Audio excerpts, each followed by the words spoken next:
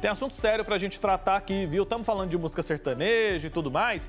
E em sua maioria, a música sertaneja é composta por letras românticas, que valorizam ali o amor e muitas vezes tratam também de temáticas como o fim de um relacionamento, a tristeza, a saudade. E tudo isso reflete numa carência afetiva, né? Reflete uma carência afetiva em relação aí a essa sofrência. O assunto é levado na brincadeira muitas vezes, mas essa carência afetiva pode ser alvo de criminosos, é isso mesmo. Eu já vou explicar isso para você. Você já ouviu falar sobre estelionato sentimental? Eu estou conectado agora com a advogada criminalista Milene Baldi. Ela vai conversar comigo sobre esse assunto. Bom dia, doutora. Seja muito bem-vinda aqui ao nosso programa. É um prazer recebê-la. Bom dia, Wilker. Prazer é meu, mais uma vez, poder participar do seu programa, do Só do Café, com vocês aí. Doutora, primeiro, queria entender o que é, de fato, esse tal de estelionato sentimental ou estelionato afetivo? Wilker, só porque você estava falando das músicas sertanejas, né? E, por acaso, tem uma música, e eu, nas minhas pesquisas, tem uma música que eu acho que até pode ser nova, chama-se Estelionato Afetivo. Acho que é Douglas e Vinícius, até anotei aqui para não esquecer, com participação do Zé Neto Cristiano. E o tema parece, né, uma coisa assim, bacana de se ouvir, interessante, a gente acaba se envolvendo pela letra da música sertaneja, como você falou. Mas o que seria o estelionato afetivo como conceito do que é, né? O estelionato emocional, e outras, pode ser qualquer outra classificação que venha a dar, porque, na verdade, o estelionato emocional, o estelionato afetivo, nós não temos classificado ainda na legislação criminal, tipificado como estelionato emocional ou estelionato afetivo. Tudo isso está dentro do crime de estelionato, que está lá no artigo 171, que a gente, né, brincando vez ou outra, você encontra um cidadão que passa um trote, manda uma mensagem, quer dinheiro, e a gente fala, bom, esse aí é 171. E também existe o 171 afetivo, esse tal do 171 emocional. Seria o estelionato emocional ou afetivo? São pessoas que se valem, né, dessa vulnerabilidade de pessoas que se abrem para um relacionamento e estão emocionalmente abaladas, estão emocionalmente não perturbadas. Por quê? Pela falta de um companheiro, de uma companheira, pela falta de um relacionamento há muito tempo ou que seja seguro.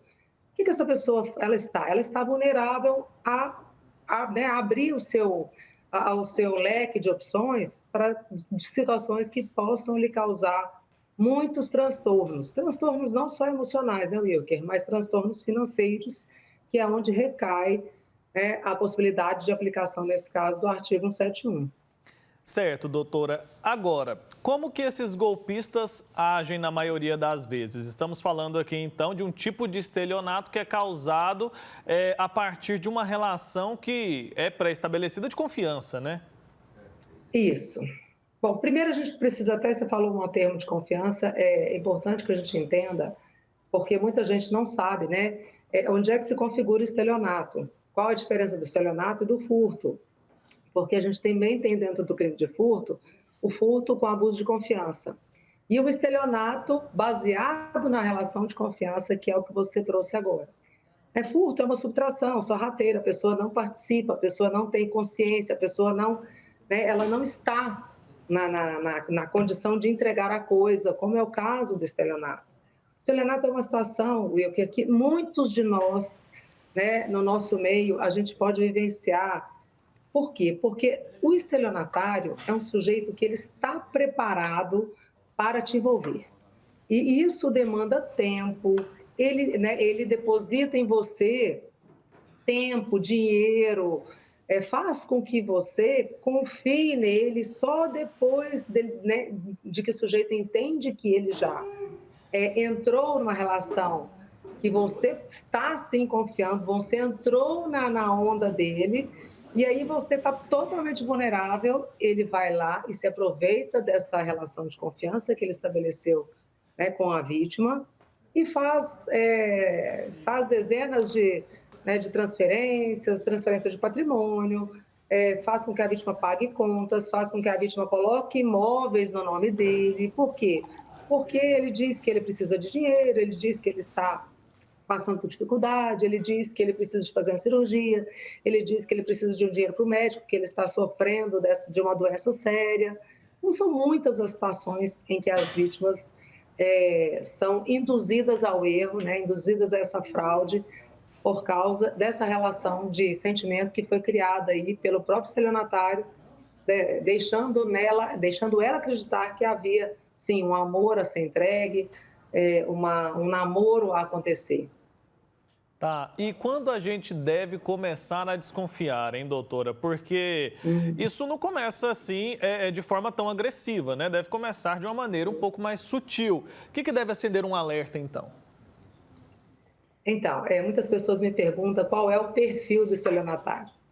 O estelionatário não tem perfil, né? Porque ele pode surgir de qualquer relação de amizade. Você imagina que está vivenciando uma amizade e pode surgir dali um estelionatário que já tinha a intenção de praticar qualquer fraude, né, contra você.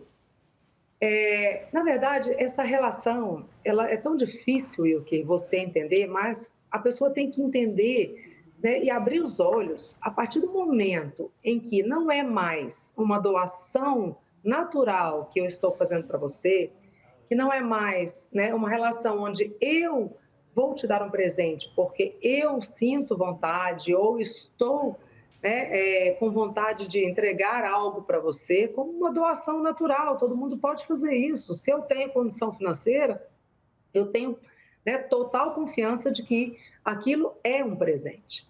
A partir do momento que a pessoa começa a solicitar pagamento de contas, né? De uma conta não, porque isso também pode acontecer, a pessoa pode estar numa situação financeira, né, desfavorável naquele momento, e não é por isso que ele vai se tornar um estelionatário. Mas a partir do momento que isso se repete, né, essas condutas passam a ser reiteradas, e a pessoa começa a aparecer com doenças que ela não tinha te contado, ela começa a aparecer com dívidas que você não tem conhecimento, amizades que você não estão no seu elo de relacionamento, pagar contas que você não faz parte dessa conta. Eu preciso pagar uma conta de uma loja que eu fiz uma compra. Você não estava junto, você não viu, você não sabe de onde vem. Eu preciso mandar dinheiro para os meus pais. Eu não conheço os pais, eu não conheço a família. Na primeira solicitação, se isso já for pesado para você, não faça. Eu falo que é melhor negar agora do que você não conseguir reverter a situação depois. Porque ele te induz a um sentimento. Na verdade, ele usa, né, o amor que ele criou, a relação sentimental que ele fez um alicerce para você seguro. E você está se imaginando em algo que você vai casar, em um namoro prolongado, mas você nunca conhece a família dele, você não conhece os amigos, você não sabe onde ele está. Então, não faça se não for natural, se não for de livre e espontânea vontade. Tá certo, então, doutora, muito obrigado, viu, pelo seu alerta aqui, por ter trazido tantas informações importantes a respeito dessa prática que tem se tornado um pouco mais comum, né? Tem se tornado comum a gente ouvir falar de pessoas que foram vítimas desse tipo de golpista que se aproveitam de forma muito covarde, né, das outras pessoas que às vezes estão ali de uma maneira mais vulnerável, estão passando pelo fim de um outro relacionamento, sofreram muito em outro relacionamento, a pessoa se aproveita dessa vulnerabilidade e acaba se aproveitando daquele próximo. Então, é um assunto que a gente tem que tratar com a seriedade que ele exige. Doutora, obrigado, viu? Foi um prazer te conhecer aqui para falar sobre esse tema. Até uma próxima oportunidade. Obrigada a você, Wilker. Eu que agradeço. E eu queria deixar claro aí que existe um projeto de lei que está para ser aprovado, tá, Wilker?